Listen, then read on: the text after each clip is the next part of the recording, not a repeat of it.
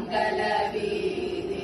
வலம் செய்து மணநீர் குங்குமம் அப்பி புளி சாதம் மட்டித்து மங்கள வீதி வலம் செய்து